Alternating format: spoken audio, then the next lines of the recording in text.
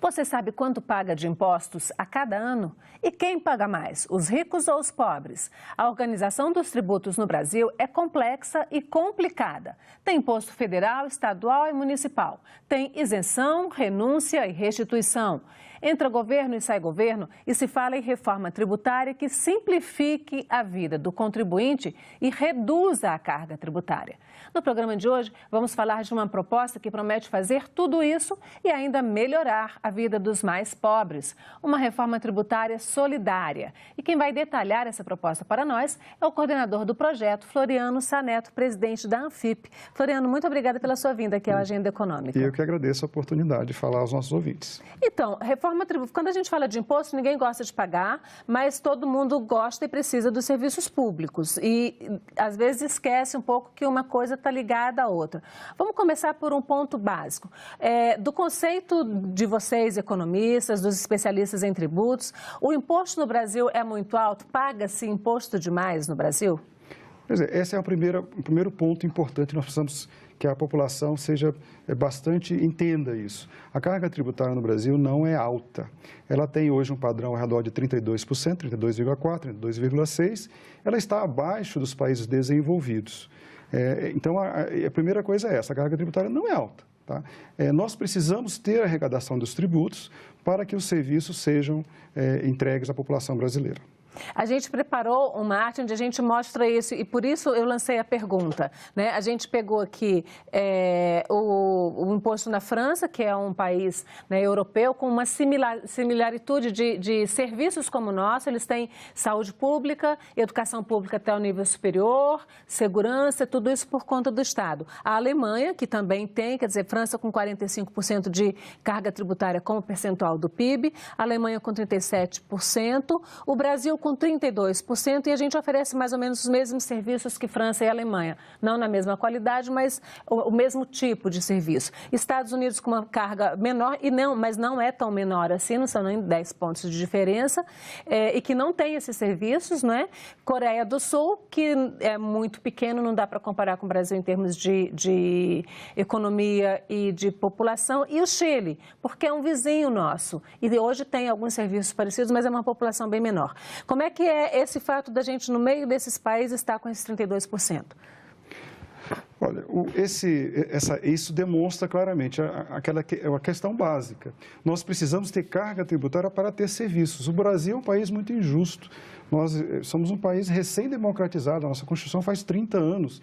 Então, nós tivemos um acréscimo de serviços sociais, de proteção social, a partir de 88, e isso foi pensado. No caso que a Anfip faz uma defesa muito clara do orçamento da Seguridade Social, é muito claro, não existia antigamente. A saúde era só para quem pagava, por exemplo. A assistência social era minimizada. Isso tudo é um pacto social educação traduzido. Também, né? Você tinha pouquíssimas escolas públicas. A educação foi universalizada. Então, tudo isso tem um custo, ele precisa ser financiado.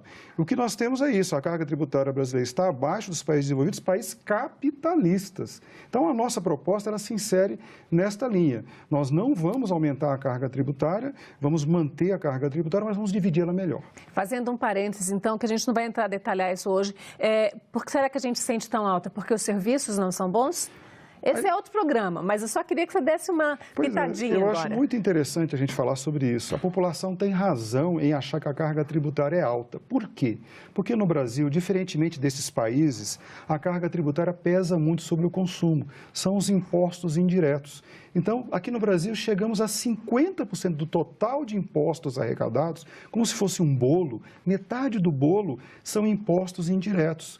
E são eles que o cidadão sente na hora que ele compra qualquer coisa, ele está pagando essa grande parte de impostos. É o imposto que ele não vê, que ele vê mesmo o imposto de renda no salário no fim do ano, no ajuste, né? A tributação direta e a tributação indireta. Essa tributação indireta invisível, que ele não consegue nem quantificar, ela traz isso. A pessoa tem a sensação de que está pagando muito e isso é um problema para o Brasil, é um problema para o desenvolvimento. Hoje por que as pessoas vão aos Estados Unidos comprar os produtos? Porque lá a tributação sobre o consumo é menor que no Brasil. Então, qual é a real necessidade necessidade de uma reforma tributária. Qual é o ponto principal de uma reforma tributária hoje? O ponto principal de uma reforma tributária, na nossa avaliação, a gente elencou 8 premissas, mas eu nem vou falar das 8, mas o ponto principal, nós precisamos reequilibrar essa carga.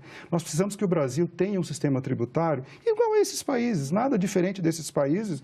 Lá, o que acontece nos Estados Unidos, na Alemanha, na França? Nós pagamos mais impostos diretos, impostos sobre a renda e o patrimônio. E pagamos menos impostos indiretos, impostos sobre o consumo. Vamos mostrar, então, uma segunda arte, até para o telespectador entender um pouquinho melhor do que você está falando, que é exatamente essa fonte dos tributos, né? Explica que é o que você estava falando. Nos Estados Unidos, a maior parte é sobre a renda. O que é essa renda aqui? É salário? A renda são os salários, lucros, dividendos, participações acionárias. No Brasil, a gente... Você falou aí lucros e dividendos, aqui não existe, Pois né? Nós temos uma lei aprovada em 1995, a 9.249, que isentou o pagamento de lucros e dividendos. E só tem 2 países no mundo que continuam isentando, o Brasil e a Estônia. Então, a gente se perguntar, o mundo inteiro está errado ou o Brasil está certo? Então, nós vemos ali claramente que os países desenvolvidos, capitalistas, eles pesam mais impostos sobre renda e patrimônio. A nossa proposta entende Alemanha, que 31, Chile pesa mais até do que a Alemanha, né? E do que a França, bem mais. Pois é, a gente só tem o Brasil aí como ponto fora da curva. Então, essa é uma situação que necessariamente ela tem que ser debatida.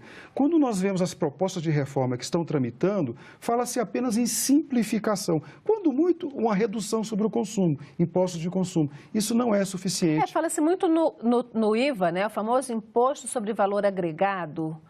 Pois é, a proposta que era a proposta do deputado Raul, ela traz isso, ela simplifica, ela unifica vários impostos de consumo. Só que é justamente isso, você simplifica, mas não diz, ou seja, simplificar, eu tenho também que reduzir as alíquotas, ela não pode ser um simples somatório das alíquotas que eu tenho hoje, senão nós estaríamos falando de um IVA de 35%, de 40%, algo que seria absurdo.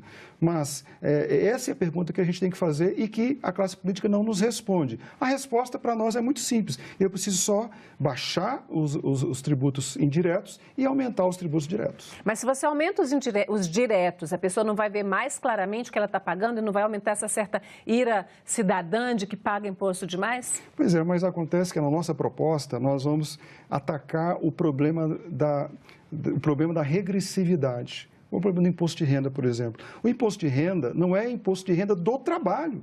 E hoje, basicamente, quem paga imposto de renda pessoa física são os trabalhadores, os funcionários públicos, servidores públicos. Quem tem outros rendimentos não paga imposto de renda, é isento. Vamos dar uma olhada ainda nesse mapa aqui, nesse trabalho. Os Estados Unidos também cobram um tributo grande sobre o patrimônio. Quando a gente fala em tributar patrimônio no Brasil, tributo sobre herança, esse tipo de coisa, tem várias resistências. Alemanha 3%, Chile 4%, França 9%, ou seja, França e Estados Unidos tributam mais patrimônio e o Brasil 4%. Qual a importância desse tipo de tributo sobre o patrimônio? Pois é, no Brasil é engraçado, a gente se prega, né, a questão do liberalismo, né? Nós temos a legislação que possibilita cobrar de 4% a 8%, essa é uma alíquota definida pelo Senado. A maioria dos estados cobram apenas 4% sobre o imposto de herança. Então, você imagina que no Brasil, lá o imposto sobre herança é muito mais elevado, chega a níveis de 40%, 50%, 60%. Então, que raios, né, de modelo é esse que prega, ou seja, quem está rico vai continuar rico, a sua descendência vai continuar rica, às vezes sem merecer, inclusive. Tá, então qual é o ajuste, o que você diria que é o grande problema do imposto brasileiro? Da forma de tributação brasileira? Pois é, na nossa avaliação, a gente começaria dessa forma. A palavra que nós estamos usando é deslocamento da carga tributária. Nós não vamos aumentar a carga tributária no Brasil, nós vamos apenas tirar o peso sobre o consumo e isso tem um impacto, um impacto impressionante na economia, porque hoje quem mais sofre com o imposto sobre consumo são os baixos salários, são as pessoas que recebem rendimentos de 1, de 2, de 3 salários mínimos, que quando ele paga 50% basicamente do que ele recebe de salários, ele volta sobre a forma de tributo. Nos diretos e nos indiretos. Exato, isso nos indiretos. Nos diretos é o contrário, então nós desoneramos as altas rendas, as altíssimas rendas e oneramos as baixas rendas. Quando você fala em impostos do consumo, a gente está falando basicamente somente de ICMS? Estou falando de ICMS, PIS, COFINS, eu estou falando também de folha de salários, que é algo que pesa bastante também na estrutura de custo das empresas. São todos esses impostos que eles são diluídos no preço. Então, você não consegue, você compra 1 quilo de feijão e não sabe que lá tem uma quantidade enorme de impostos, por exemplo. A gente viu agora nos combustíveis a taxa de impostos chega a 25%, dependendo do estado, né? Nós chegamos a ter 40% do preço final do óleo diesel é composto por impostos. Então, isso demonstra claramente isso que eu estou dizendo. É invisível, não aparece, mas é 40%. É elevado. Sim, e como é que a gente faz, então, isso aí? Você está falando que quem paga mais é quem ganha menos. Mas a gente tem uma tabela de imposto que diz que tem alíquotas menores para quem paga mais. Mas esse trabalho de vocês mostrou, e a gente preparou aqui também um outro gráfico, e eu queria que você explicasse esse gráfico direitinho para a gente, que mostra essa curva aqui da alíquota efetiva de imposto de renda. Chamou a atenção que a gente pegou aqui das pessoas que ganham a partir de 2 salários, seria uma alíquota efetiva de 0,4% e chega uma alíquota máxima de 11,8% para quem ganha cerca de 30 salários. Agora, quem ganha acima de 300 salários, isso é renda mensal, já paga só 5,10%. Explica um pouquinho como é que isso acontece, porque as nossas alíquotas reais, elas são de 7% a 7,5% a 27,5%, né? Como é que esses números viram esses aqui?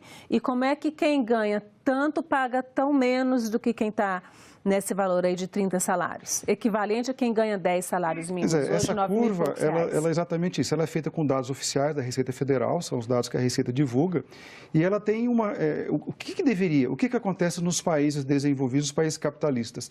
Quanto mais você aumenta aqui a renda, essa curva é uma reta, ela vai seguindo, ou seja, você paga mais. Se você ganha altos salários, mesmo porque lá a diferença entre o menor e o maior não é tão grande, mas existe uma progressividade. O nosso modelo ao contrário, quando você chega ao redor de 30 e 40 salários mínimos, você desce. Então, ou seja, eu deveria subir ou pelo menos manter os 12%. Agora, a gente não tem ninguém que ganhe muito mais do que 30 salários mínimos por mês ali na carteira ou no contrato, tem? Exatamente, esse é o problema. Por que essa curva fica dessa forma?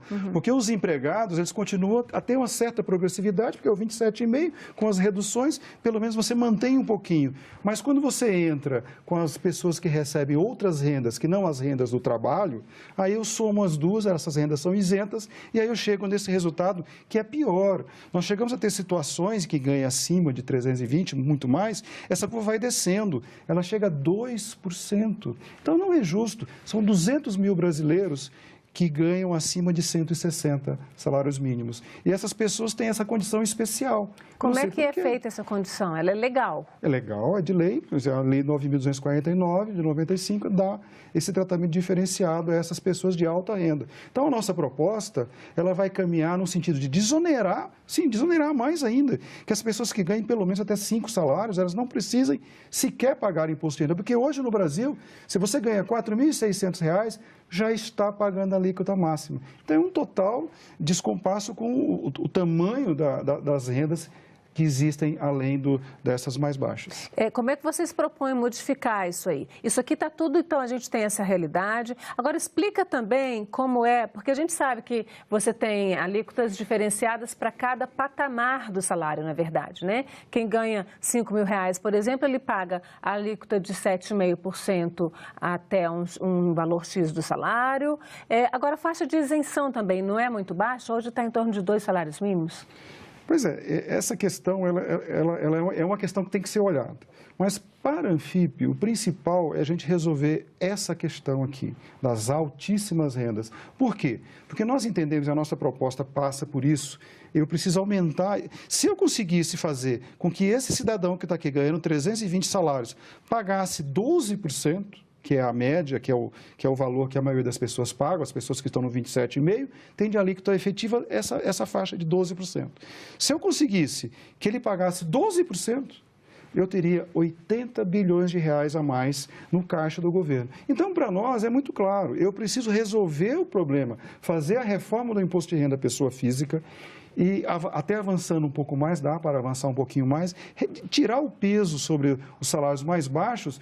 Com daria isso, para liberar, sei lá, 3 salários, sim, por daria exemplo? Tranquilamente, é possível. Nós estamos fazendo simulações que nós vamos entregá-las agora, dentro da sequência de trabalho que se iniciou há mais de um ano.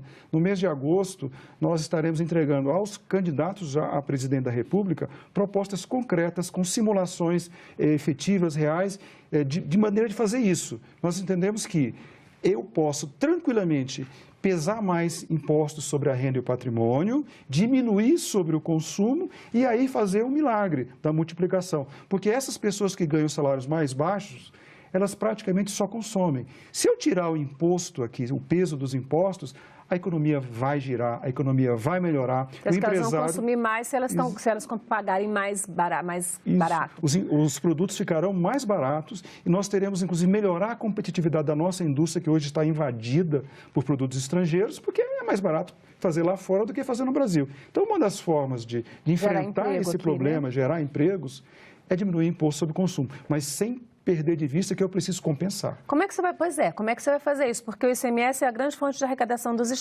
estados, né?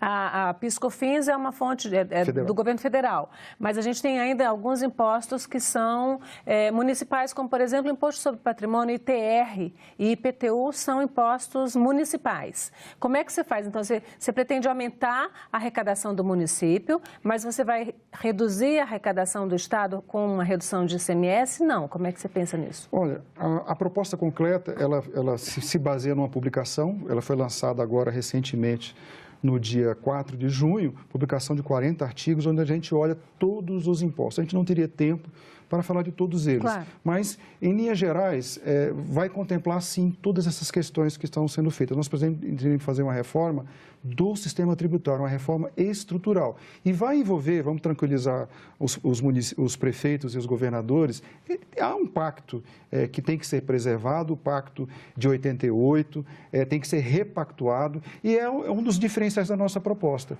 Como ela está sendo liderada por fiscais federais e fiscais estaduais, também com a participação em menor escala dos fiscais municipais, nós estamos buscando já um entendimento prévio para que a proposta ultrapasse essa desconfiança que os entes têm hoje, de que alguém vai ganhar e alguém vai perder. Eu me lembro que na década de 1990, ainda quando eu cobria o Ministério da Fazenda, se falava em reforma fiscal, reforma tributária, né? E a gente tinha uma verdadeira guerra quando se reunia o CONFAS, que é o Conselho dos Secretários de Fazenda dos Estados. E desde então fala-se no novo Pacto Federativo. Vocês pensam, inclusive, em mudar esse bolo? Porque hoje a União arrecada mais, os estados um pouco menos e os municípios muito menos. E, segundo prefeitos e governadores, a despesa é o contrário. O município tem despesa maior, o estado e, por último, a União, embora a despesa da União seja do conjunto. Vocês pretendem mexer aí no chamado Pacto Federativo? Sem dúvida nenhuma, vai passar para um novo Pacto Federativo. Em 88, nós tivemos aí a Constituição Federal. O que aconteceu a partir de 88? Os estados e os municípios assumiram várias despesas, aumentou, o serviço público aumentou, e o serviço público é feito pelos estados e pelos municípios. A prestação de saúde, de segurança e educação é feita no estado e no município. Só que no modelo tributário, e isso a gente vai olhar, não houve o devido divisão, a devida divisão dos tributos. E nós vamos olhar, e por isso que a reforma tributária, a nossa proposta, ela tem que ser integral e vai olhar todo o escopo dos tributos no Brasil. Vamos falar de uma coisa que nunca saiu de moda, que é a famosa renúncia fiscal, ou subsídio, ou perdão de dívida, né? Desse aí são vários os nomes, né? Como é que acontece isso? Agora mesmo o governo está propõe retirar impostos, né, dos combustíveis para poder reduzir o custo. Isso significa renúncia fiscal. Tem gente do próprio governo gritando, ei, não dá para fazer isso, senão a gente não tem como pagar as contas, né? E vocês mostram, esses gráficos todos foram preparados a partir de dados da reforma tributária solidária, que a gente tem uma renúncia fiscal que é fantástica, né? Um total de 257 bilhões de reais por ano. Explica o que é renúncia fiscal. Renúncia fiscal, para quem está nos ouvindo, significa, o exemplo mais claro dessa questão do problema do impacto dos impostos serem altos no consumo. As empresas buscam escapar dessa alta tributação, isso acaba estabelecendo alguns vínculos que às vezes não são muito claros, né? Então, esse número, eu vou dizer para vocês, esse 2017 acabou de ser divulgado, aumentou a renúncia fiscal. Então, ela está hoje ao redor de quase 1/4 da receita da União, ela deixa de arrecadar. Ela simplesmente fala, não vou arrecadar. Então, você imagina que nós estamos vivendo uma grave crise fiscal e que a União simplesmente fala, não vou arrecadar mais ou menos 1/4 da minha receita. Mas então, quando a gente tem o empresariado nacional gritando que paga imposto demais, ele paga oficialmente, na prática não paga. Por que você tem tudo isso de renúncia fiscal? Pois é, agora, essa questão é justamente essa que a gente tem que olhar. Quem é o real beneficiário? Nós vamos ver que não é o pequeno empresário, tem ali um pouquinho do Simples, o Simples Nacional é uma parcela grande, são 26%, é a maior parcela no bolo. Mas existe ali uma questão de simplificação, né, de incentivo, mas quando a gente olha e vê, na realidade a renúncia, ela tem CNPJ, ela tem endereço claro. São grandes empresas, grandes conglomerados que têm acesso a lobbies empresariais. Por exemplo, a gente tem uma grande renúncia fiscal da exportação de commodities. Então, quando a gente olha a estrutura, o que nós arrecadamos do mundo rural é muito pouco em relação ao que é gerado de riqueza aqui dentro do Brasil. Soja, algodão, milho, alguma coisa nesse sentido. Tudo isso que é exportado é desonerado, não há nenhuma cobrança de impostos. Né? Mas se você falar em reonerar isso, o agronegócio é o que garante a balança comercial brasileira ser superavitária. Sim, né? Mas aí a gente tem que chegar, e é por isso que é importante que essa discussão aconteça agora, nesse ano eleitoral de 2018, porque não é uma situação, não é um problema de simples solução, é um problema às vezes, antecede 1988, antecede a atual Constituição, mas ele é fundamental, porque se hoje tem uma unanimidade nacional, é essa, que o nosso sistema tributário nacional, ele não serve mais ao Brasil e aos brasileiros. Mas isso é unânime desde que eu saiba, desde a década de 90, isso é uma unanimidade. Então, logo foi promulgada a Constituição, já era unânime de que aquele sistema não servia. Por que não se conseguiu mudar até agora? O que é que vocês acham que vai mudar? Que pode mudar? Pois é, nós entendemos e mais ou menos sabemos que o primeiro ano do próximo presidente da República é fundamental. Essa discussão nós estamos levando aos presidenciáveis, estamos levando aos políticos, aos que pretendem disputar a eleição, tentando fazer o quê? Com que essas pessoas venham a público e digam claramente, vamos fazer reforma tributária, vamos colocar isso como primeira reforma, nem vamos falar de previdência. Você acha que essa é a primeira reforma, é a mais importante? É a primeira reforma, ela antecede todas as reformas, porque com base nela eu vou saber o tamanho do Estado brasileiro. Qual o tamanho, qual é o pacto que nós vamos ter, qual é o tamanho. Nós temos aí, por exemplo, uma questão muito importante, a PEC dos gastos, que limitou os gastos. Hoje, se a Receita Federal conseguir ser mais efetiva, se a gente conseguir arrebentar a boca do balão, arrecadar mais, não vai adiantar nada, porque eu não posso gastar por conta da PEC dos gastos. Então, são essas situações que, nesse emaranhado de normas, a simplificação é importante, nós defendemos, mas não é suficiente. Não tem que mudar também um pouco essa estrutura de arrecadação? Você falou em Receita Federal, a gente tem o CARF, que é o Conselho Administrativo de Recursos Fiscais, que tem, assim, bilhões de processos, né? Bilhões de reais que poderiam ser arrecadados e estão dormindo lá, alguns há 10, 15 anos, em processos lá no governo, no CARF, que não tem fim nunca. Pois é engraçado isso, né? O cidadão comum que me vê, se ele dever conta de luz, qualquer coisa, continha pequena, ele será executado, ele acaba pagando. Essas grandes empresas são grandes empresas. Elas têm patrimônio, têm nome, e ainda não se consegue cobrar. Isso eu já estou falando depois, que passa pela esfera administrativa. A esfera administrativa, o contencioso, ele existe, é constitucional, é interessante. O que precisa ser feito? Ali é transparência. A gente precisa ter um controle da sociedade sobre o que se julga no CARF. Quem você acredita que ganha com uma reforma fiscal tributária verdadeira? Quem vai ganhar é o cidadão brasileiro, que vai ter um sistema tributário de primeiro mundo. Quem vai ganhar são os empresários, porque o ambiente de negócios vai melhorar. Vai ganhar, ou seja, todo o sistema produtivo brasileiro, eles terão a oportunidade de ter a seu dispor um modelo tributário que vai se preocupar. A nossa proposta, nós estamos falando de tributação internacional, tributação ambiental, as novas tecnologias, paraísos fiscais, tudo isso tem que ser olhado para dotar o Brasil de mecanismos para que ele possa crescer. Floriano, muito obrigada pela sua presença aqui na Agenda Econômica. Eu que agradeço. Bom, e agradeço também a você que nos acompanhou até aqui. Para indicar esse programa, acesse nossa página na internet, senado.leg.br/TV. Mande seus comentários e sugestões pelo telefone 0800 61 2211 ou pelo e-mail agendaeconomica@senado.leg.br. Até a próxima Agenda Econômica.